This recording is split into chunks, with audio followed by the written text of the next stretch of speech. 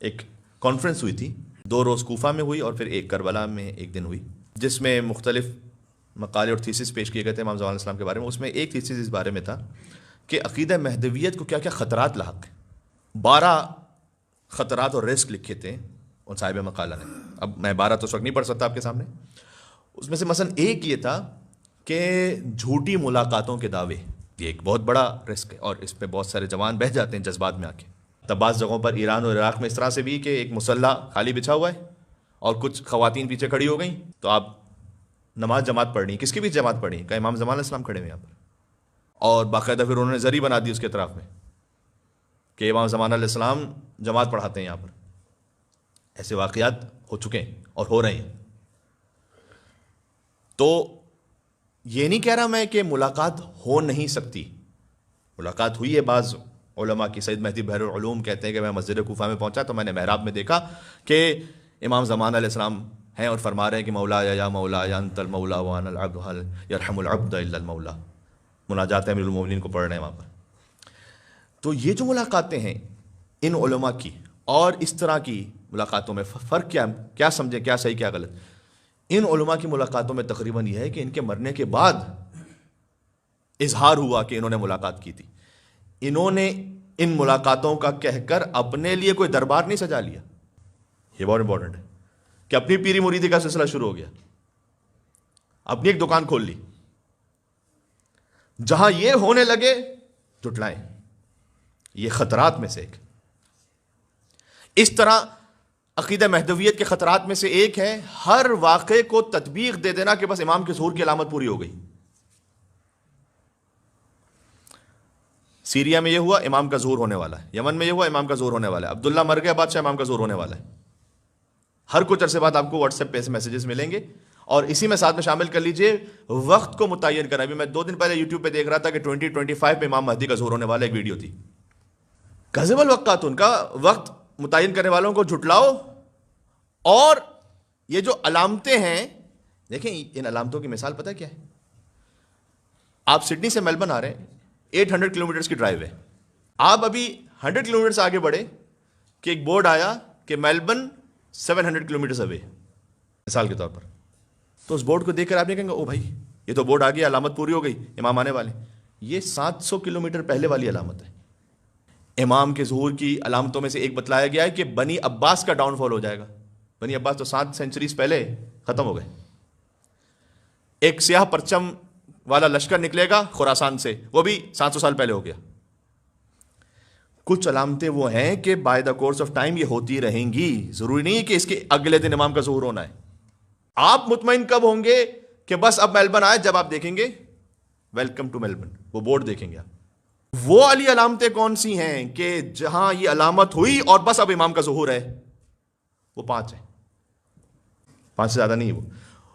وہ ساری جو علامتیں آپ سنتے ہیں کہ نوجوانوں کا اخلاق بگڑ جائے گا، خواتین حجاب کو چھوڑ دیں گی، زینت کرنے لگیں گی، مسجدوں کی کیفیت یہ ہوگی، لوگ شراب کو شربت کے نام پہ حلال کریں گے، لوگ سود کو نفع کے نام پر حلال کریں گے، لوگ رشوت کو تحفے کے نام پر حلال کریں گے۔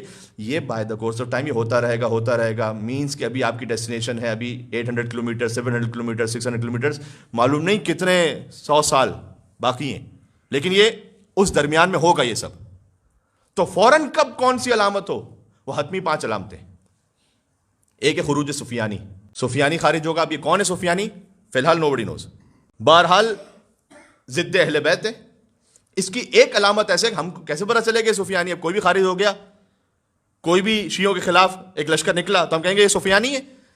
اس کی علامت اس طرح سے آپ سمجھ سکتے ہیں کہ جو دوسری علامت ہے کہ جو 100% ہونی ہے امام کے ظہور کے ساتھ ساتھ ہی بالکل جسٹ بیفور، وہ خسف بیدا، یعنی یہ کہ مکہ اور مدینہ کے درمیان کی ایک وادی ہے کہ جو دھس جائے گی زمین اور یہ سفیانی کا لشکر اس میں غرق ہو کے ہلاک ہو جائے گا۔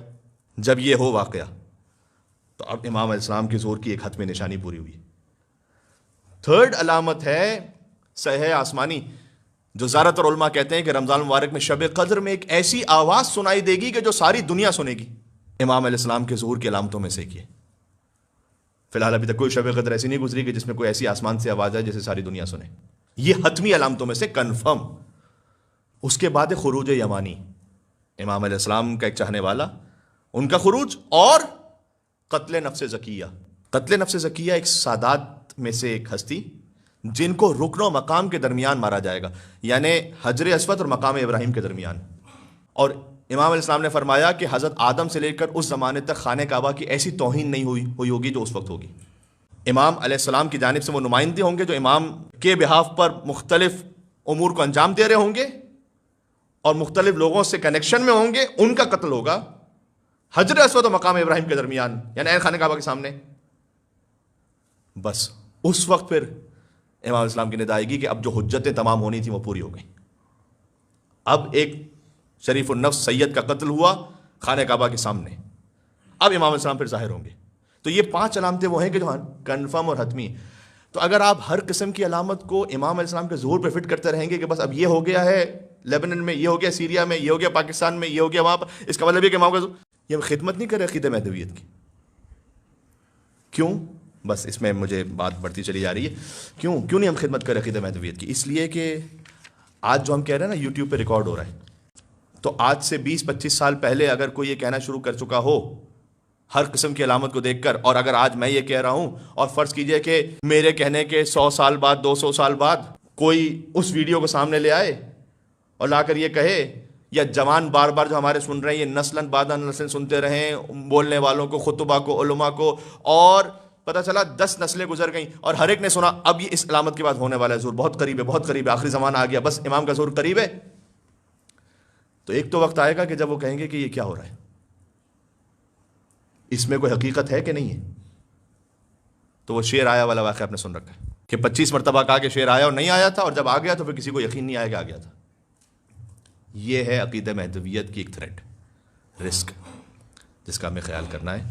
اس لیے امام نے فرمایا، امام حسین نے، کہ جو صبر کرنے والے ہیں اس زمانے میں وہ ہیں کہ جو جہاد بے سیف کرنے والے ہیں رسول اللہ کے سامنے. بے صبرے نہیں ہیں وہ.